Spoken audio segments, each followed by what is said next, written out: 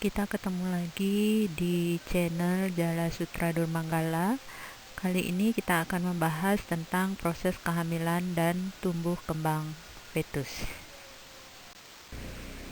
Seorang wanita disebut hamil jika sel telur berhasil dibuahi oleh sel sperma laki-laki yang disebut dengan fertilisasi. Hasil pembuahan akan menghasilkan zigot yang lalu berkembang dengan cara pembelahan sel secara besar-besaran kemudian menjadi embrio. Pembuahan itu sendiri berlangsung setelah terjadinya hubungan seksual atau persetubuhan antar lawan jenis, meskipun tidak semua hubungan seksual akan menghasilkan pembuahan. Pembuahan hanya dapat terjadi ketika wanita sedang dalam masa subur.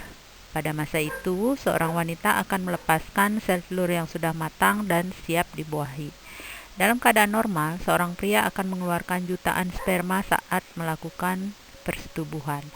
Dari berjuta-juta sel sperma tersebut, hanya satu yang akan berhasil membenamkan diri ke dalam dinding sel telur yang sudah masak dan menyatukan dua inti sel.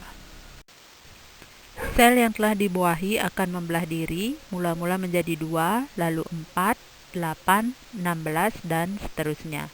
Seminggu setelah pembuahan, kelompok sel yang terus tumbuh itu telah sampai di dalam rongga rahim dan melekatkan diri di dinding rahim atau yang dinamakan dengan nidasi. Bila berlangsung normal, proses kehamilan akan berjalan terus sampai janin siap untuk dilahirkan ke dunia.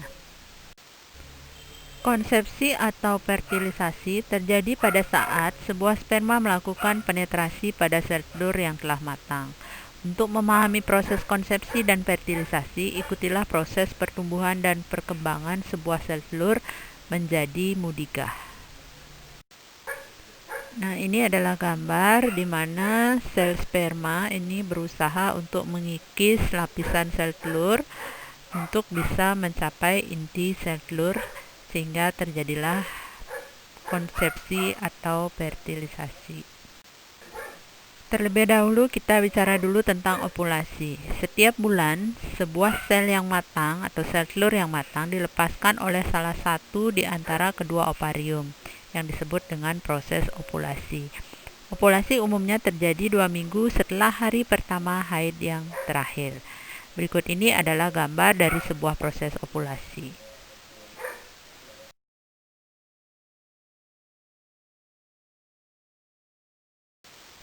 Setelah ovulasi, sel telur berjalan di dalam tuba Fallopi dan tetap berada di sana sampai bertemu dengan sperma yang akan mengadakan penetrasi dalam proses fertilisasi. Ini adalah gambar sel telur yang sudah mencapai tuba, di mana sel telur ini dikelilingi oleh berjuta-juta sperma. Ya, kelihatan sperma di sini ukurannya jauh lebih kecil dibandingkan sel telur. Karena sel telur ini merupakan sel yang paling besar pada tubuh manusia. Nah, bagaimana dengan sperma? Melalui ejakulasi dikeluarkanlah 40 sampai 150 juta sperma yang segera berenang dengan cepat menuju tuba Fallopi untuk membuahi sel telur. Dengan berenang secara cepat, sperma dapat mencapai telur dalam waktu 30 menit.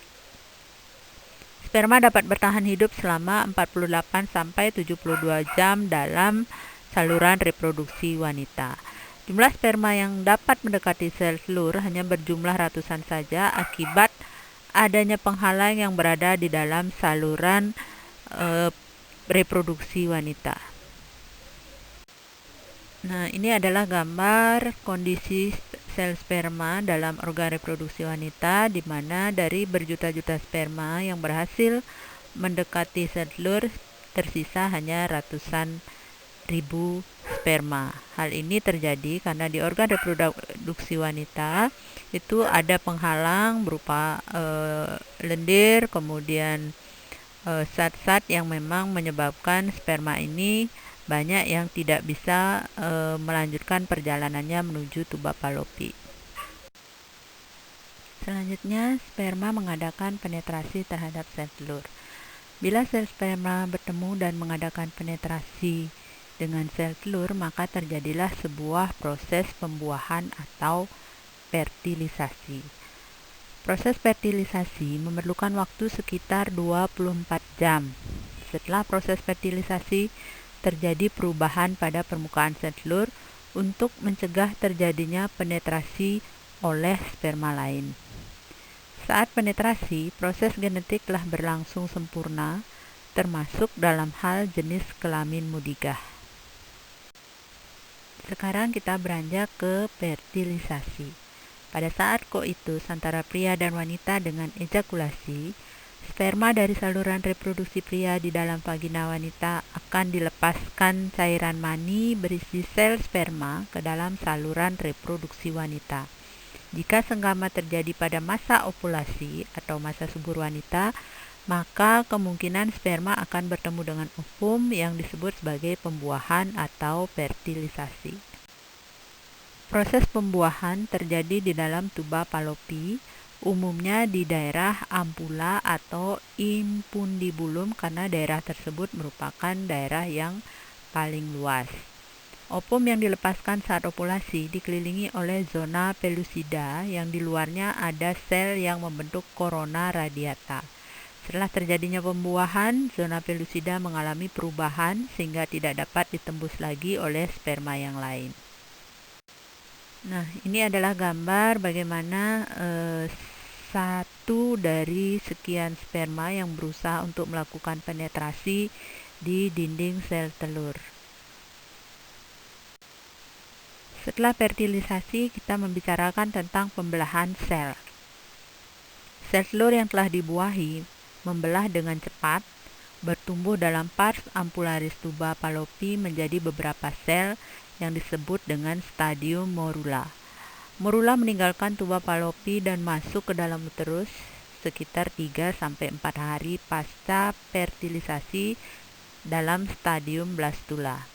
Kadang-kadang oleh karena sebab tertentu, sel telur yang telah mengalami fertilisasi tetap berada di dalam tuba Fallopi sehingga menyebabkan terjadinya keadaan yang membahayakan jiwa ibu, yaitu disebut dengan kehamilan ektopik. Ini adalah gambar pembelahan sel yang awalnya sel sperma dan sel telur itu menjadi satu dulu, kemudian membelah menjadi 2, menjadi 4, 8, 16 sampai dengan stadium morula. Selanjutnya kita bicara tentang implantasi. Setelah berada dalam uterus, sel telur yang telah mengalami fertilisasi atau dalam bentuk blastula menempel pada endometrium. Nah, proses tersebut dinamakan implantasi. Sel-sel telur terus membelah diri sehingga perkembangan fetus itu akan berlanjut di dinding rahim. Kontak antara zigot stadium blastokis atau blastula dengan dinding rahim akan menimbulkan berbagai reaksi seluler sehingga sel tropoblas dapat menempel dan mengadakan infiltrasi pada lapisan epitel endometrium uterus. Tahap ini disebut dengan implantasi atau nidasi yang terjadi kurang lebih 6 hari setelah konsepsi. Apabila sudah terjadi implantasi atau nidasi, maka baru dikatakan terjadi kehamilan atau gravid. Pada hari keempat, inti blastokis telah sampai pada permukaan stoma endometrium. Hari ke-6, blastokis mulai masuk ke dalam stoma endometrium. Kemudian hari ke-10, blastokis telah terbenam seluruhnya ke dalam stoma endometrium sehingga tahap implantasi atau nidasi berakhir. Selaput janin terdiri atas korion, amnion, kantung kuning telur, dan allantois. Bagian korion fili tetap berkembang yang kelak akan menjadi plasenta. Plasenta selain terdiri dari komponen janin juga terdiri dari komponen maternal yang disebut dengan desidua atau desidua basalis. Ini adalah gambar stadium blastokis atau calon janin itu melakukan implantasi di dinding rahim. Hormon pada kehamilan terdiri dari HCG atau Human Chorionic Gonadotropin adalah hormon yang berada dalam darah pada waktu beberapa minggu pasca konsepsi. HCG merupakan hormon yang dapat dideteksi dalam darah atau air seni setelah beberapa minggu. HCG diproduksi oleh sel-sel pembentuk plasenta yang disebut dengan sel trofoblast. Kemudian kita bicarakan tentang plasenta. Pada kurang lebih minggu ke-16, seluruh kantong rahim telah ditutupi oleh pili choriolis. Setelah kantung membesar, pili di seberang janin atau daerah desidua capsularis terjepit, mengalami degenerasi sehingga menjadi halus atau chorion halus. Pili di desidua basalis berkembang dengan cepat membentuk plasenta atau placenta pars fetalis. Fungsi plasenta yang pertama sebagai nutrisi adalah alat yang menyalurkan makanan dari ibu ke janin. Yang kedua, sebagai ekskresi adalah alat yang menyalurkan hasil metabolisme dari janin ke ibu untuk dibuang. Kemudian respirasi adalah menyalurkan O2 dari ibu ke janin. Alat pembentuk hormon atau sekresi, khususnya hormon endokrin. Kemudian barier adalah alat penyalur antibodi dari ibu ke janin atau imunologi. Kemudian farmakologi, menyalurkan obat-obat yang dibutuhkan janin dari sang ibu. Selanjutnya, cairan amnion atau air ketuban. Rongga yang diliputi selaput janin disebut dengan rongga amnion. Di dalam ruang ini terdapat cairan amnion yang disebut dengan air ketuban. Fungsi air ketuban atau cairan amnion normalnya berwarna putih, agak keruh, mempunyai bau yang khas, agak amis dan manis, mempunyai berat jenis 1,008 yang seiring dengan tuanya kehamilan akan menurun dari 1,025 menjadi 1,010. Asal cairan amnion belum diketahui dengan pasti dan masih membutuhkan penelitian lebih lanjut. Diduga cairan ini berasal dari lapisan amnion, sementara teori lain menyebutkan berasal dari plasenta. Cairan amnion merupakan salah satu sistem komunikasi antara ibu dan janin. Fungsi cairan amnion, yang pertama melindungi janin dari trauma, terutama trauma yang dari luar. Yang kedua, tempat berkembangnya muskuloskeletal janin. Ketiga, menjaga suhu tubuh janin. Yang keempat, meratakan tekanan uterus pada saat persalinan atau partus. Yang kelima, membersihkan jalan lahir sehingga bayi kurang mengalami infeksi. Dan yang keenam, menjaga perkembangan dan pertumbuhan normal dari paru-paru dan traktus gastrointestinal janin. Pengukuran cairan amnion untuk melihat adanya risiko kematian janin, kemudian ultrasonografi telah digunakan dalam mengukur jumlah cairan amnion, seperti indeks cairan amnion, kantong vertikal terbesar, dan pengukuran biofisik profil. Volume cairan amnion pada saat anterum berkisar antara 1000 sampai 1500 ml. Perkembangan janin.